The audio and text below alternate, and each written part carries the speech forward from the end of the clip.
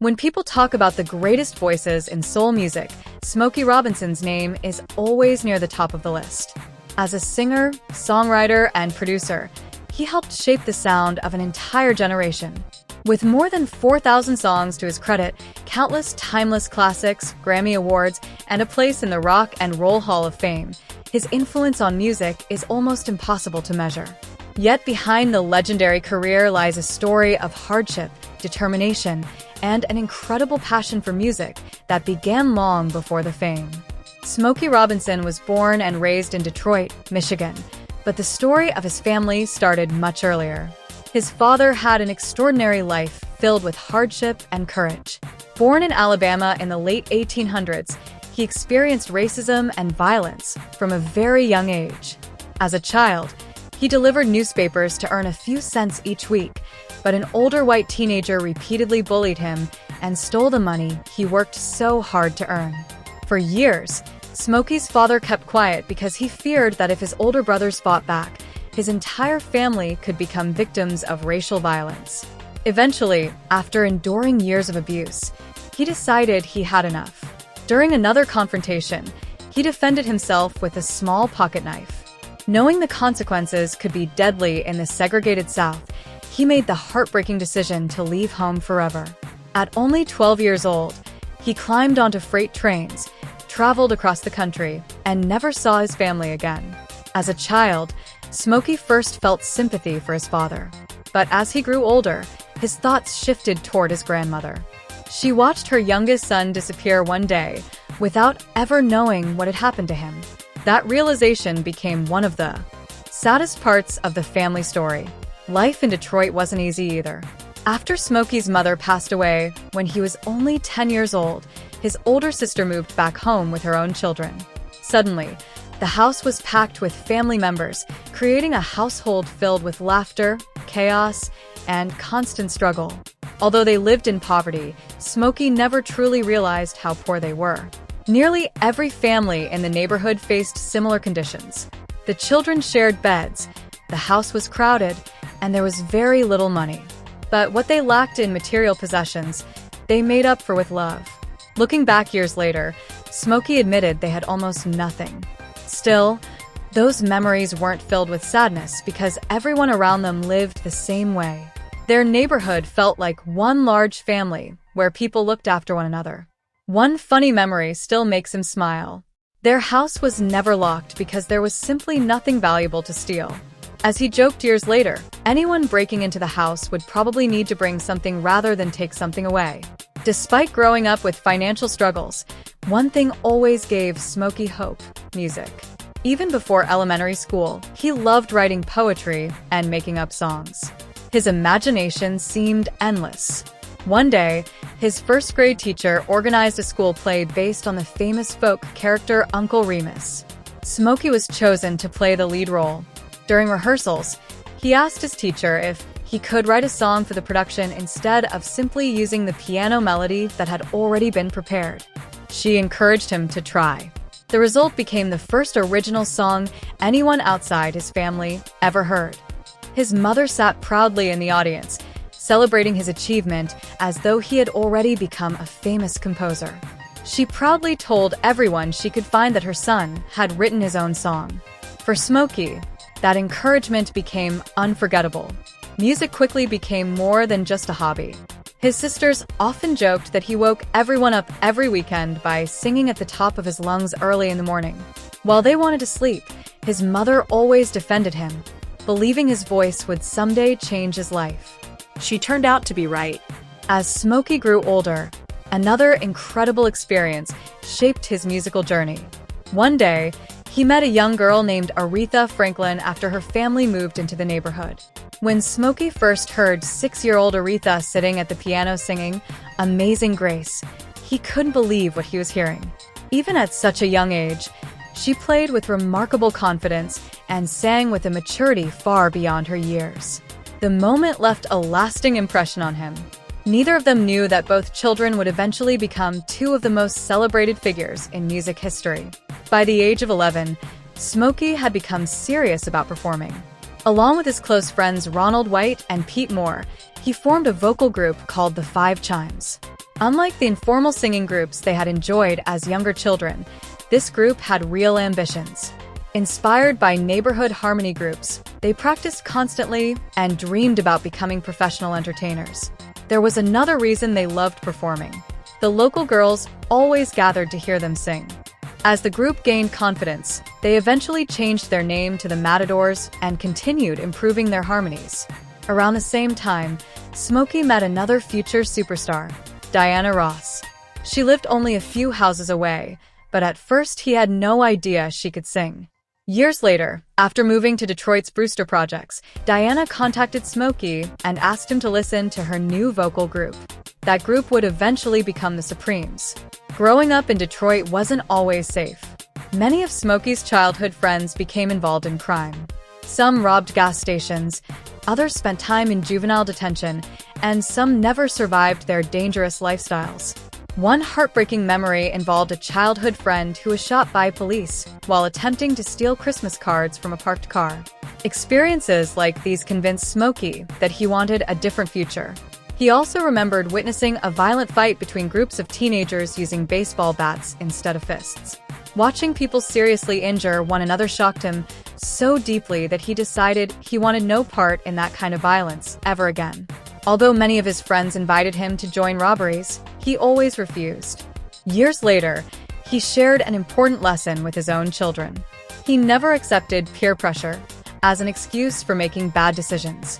His friends remained his friends whether he joined them or not. In his eyes, real friendship never required someone to commit crimes just to fit in. That belief became one of the guiding principles of his life. Soon, another opportunity appeared that would completely change his future. The Matadors audition for managers connected with famous singer Jackie Wilson. Although the audition itself ended in disappointment, fate had something much bigger planned. Among the people watching that day was a talented songwriter named Berry Gordy.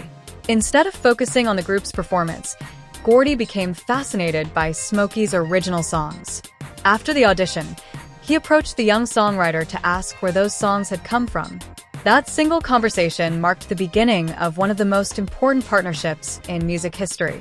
Without realizing it, Smokey Robinson had just taken the first major step toward helping build what would soon become the legendary Motown sound. Berry Gordy immediately recognized something special in a young songwriter standing before him. While the audition judges weren't impressed with the Matadors, Gordy couldn't ignore Smokey Robinson's original compositions. That chance meeting sparked a partnership that would eventually change American music forever. As they began working together, Smokey continued writing songs while performing with his group. Around this time, the group recorded its first single, Got a Job. The idea came after Smokey watched another popular group perform their hit, Get a Job. Inspired by the catchy concept, he created his own answer song. The record became successful enough to prove that both the group and its songwriter had real potential. Before the single was officially released, another important change took place. Berry Gordy felt that the name The Matadors no longer suited the group, especially because it included a female member, Claudette Rogers. Several new names were written on pieces of paper and placed into a hat. By pure luck, the name The Miracles was selected, a name that would soon become legendary. Not long afterward, Smokey and Claudette, who had been together since their teenage years, decided to marry while still very young. Looking back decades later, Smokey admitted that 19-year-olds often believe they have life completely figured out. At the time, he truly believed he was ready for marriage, even though he now laughs at how young and inexperienced they both were. Meanwhile, Berry Gordy was laying the foundation for a revolutionary record company. Detroit had earned the nickname Motor City because of its booming automobile industry. Gordy shortened the phrase to create the name Motown, a label that would eventually launch some of the greatest artists in history. One of Smokey's biggest breakthroughs came when Berry asked him to write another hit. Inspired by Barrett Strong's successful song Money, That's What I Want, Smokey asked himself a simple question: what do people do with money? The obvious answer was they shop. That simple idea became Shop Around. The song flowed naturally, taking less than half an hour to complete. Originally, Smokey intended another artist to record it, but Berry insisted that the Miracles perform it instead. After hearing the first version, Gordy made a bold decision. In the middle of the night, he called everyone back into the studio to completely remake the song with a new arrangement and a stronger rhythm. The gamble paid off. Shop Around became Motown's first million-selling record, launching both the Miracles and the Young record company into national success. As Motown expanded, Smokey found himself surrounded by remarkable talent. Diana Ross introduced him to a young vocal group that would later become the Supremes, while another gifted teenager arrived at the label, Stevie Wonder. Although Stevie was blind, Smokey always admired how fearlessly he approached life. He never allowed his disability to define him. Instead, his incredible musical gifts amazed everyone around him. He could sit down at almost any instrument and begin playing with astonishing skill. Around the same period, another future icon was making his mark at Motown.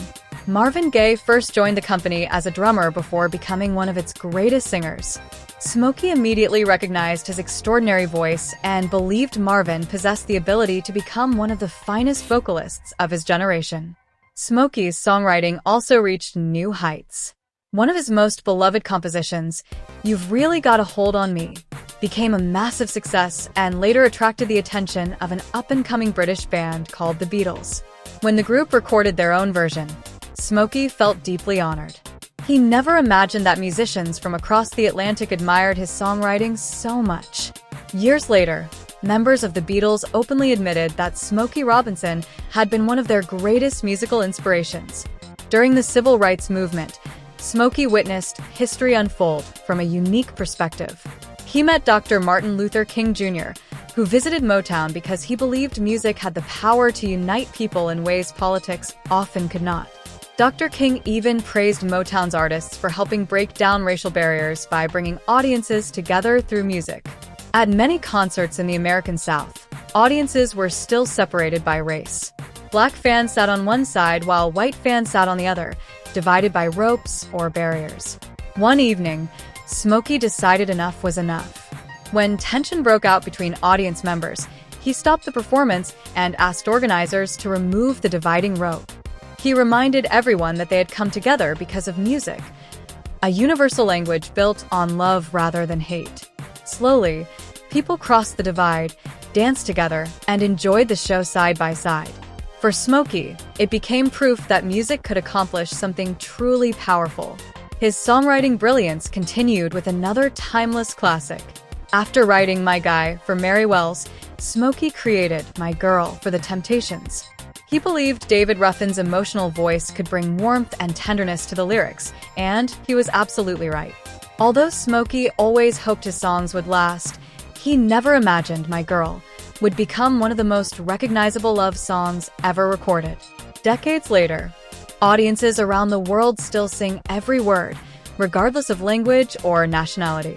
He followed that success with classics like The Tracks of My Tears, proving once again that heartfelt lyrics and unforgettable melodies never go out of style. Despite his professional achievements, Smokey's personal life was marked by heartbreaking loss. He and Claudette desperately wanted children, but they endured multiple miscarriages over several years. Each loss brought fresh pain, especially because every pregnancy filled them with renewed hope. The most devastating tragedy came when Claudette became pregnant with twin girls. Sadly, the babies were born too early and survived only a short time. Smokey later described that experience as one of the most painful moments of his entire life. Thankfully, the couple was eventually blessed with a healthy son, giving them renewed hope after years of heartbreak. The late 1960s also brought national tragedy. The assassinations of President John F. Kennedy, Malcolm X, Martin Luther King Jr., and Robert Kennedy deeply affected Smokey. Watching so many influential leaders lose their lives left him questioning the future of America. Still, music remained his source of strength. One day, Stevie Wonder played Smokey an unfinished instrumental track and admitted he couldn't find the right lyrics for it. After listening carefully, Smokey imagined the smile of a clown hiding sadness behind laughter. That inspiration became Tears of a Clown, one of the Miracles' greatest international hits and one of Motown's defining recordings. Around the same period, a talented group of brothers arrived at Motown. The Jackson 5 immediately impressed everyone with their energy, but it was young Michael Jackson who completely stole the spotlight. Even as a child, his stage presence was extraordinary. Later, Michael recorded Smokey's song, "Who's Loving You?", delivering such an emotional performance that many listeners believed it had always been Michael's song. Rather than feeling jealous, Smokey considered it one of the greatest compliments of his career. Looking back, Smokey Robinson's story is about much more than hit records or awards.